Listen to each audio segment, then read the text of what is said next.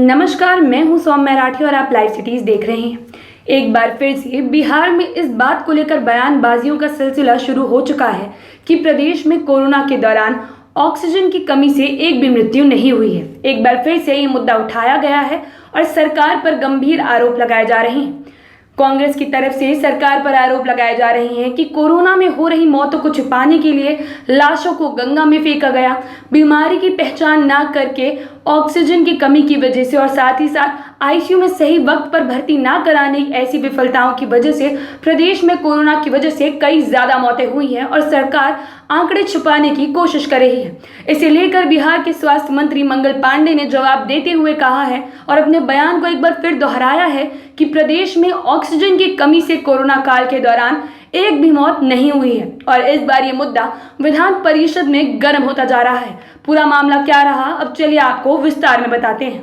कांग्रेस के एमएलसी प्रेमचंद्र मिश्रा के सवाल के जवाब में स्वास्थ्य मंत्री मंगल पांडे ने कहा कि राज्य में किसी भी मरीज की मौत ऑक्सीजन और उपकरणों की कमी या रोग की गंभीरता पहचानने में त्रुटि से नहीं हुई है।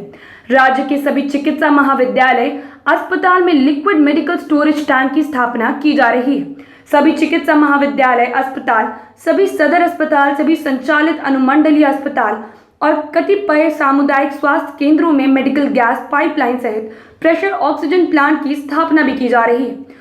उन्होंने आगे और भी जानकारी दी और संख्या बताई कि कहाँ कितने ऑक्सीजन सिलेंडर्स लगने वाले हैं, कितने ऐसे अस्पताल हैं जहां नए बेड्स लगने वाले हैं और साथ ही साथ कितने टाइप के ऑक्सीजन सिलेंडर्स उपलब्ध कराए जाएंगे। एमएलसी प्रेमचंद्र मिश्रा ने सवाल किया था कि कोरोना की दूसरी लहर में बड़ी संख्या में मरीजों की मौत आईसीयू में इंफेक्शन की वजह से हुई है। अधिक मौतों की वजह ऑक्सीजन की कमी और रोग की गंभीरता पहचान कर तत्काल आईसीयू वेंटिलेटर मुहैया कराने की विफलता भी रही।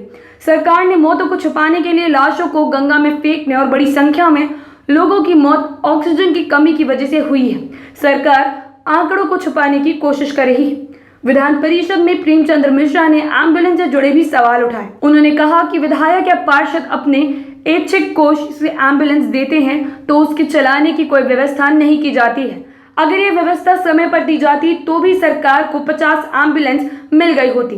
जवाब में सरकार के स्वास्थ्य मंत्री मंगल पांडे ने कहा कि अगर कोई माननीय एम्बुलेंस देते हैं तो उसके पहले जिले के जिलाधिकारी या उप विकास आयुक्त से बात कर ले।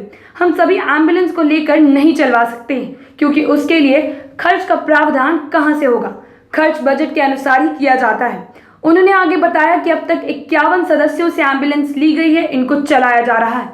तीसरी लहर को देखते हुए भी एम्बुलेंस की संख्या बढ़ाई जाएगी। मिश्रा ने कहा कि सरकार को इससे जुड़े प्रावधान को व्यवहारिक बनाया जाना चाहिए और विधायक या पार्षद के ऐच्छिक कोष से लिए जाने वाले एम्बुलेंस के पेट्रोल डीजल की व्यवस्था के साथ ही ड्राइवर का इंतजाम भी कराना चाहिए। दूसरी लहर में भी सभी लोग देख चुके हैं कि एम्बुलेंस की कितनी जरूरत लोगों को पड़ती है।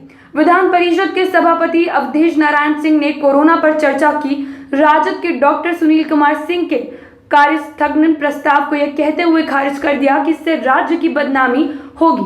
कोरोना देशव्यापी मामला है, इस पर पहले ही बहुत चर्चा हो चुकी है। इसके पहले मंगलवार को सदन की कार्यवाही शुरू होते ही राजद के सदस्य ने कार्य स्थगन प्रस्ताव रखा था। कहा था कि कोरोना के कारण कई बच्चे अनाथ हो गए हैं।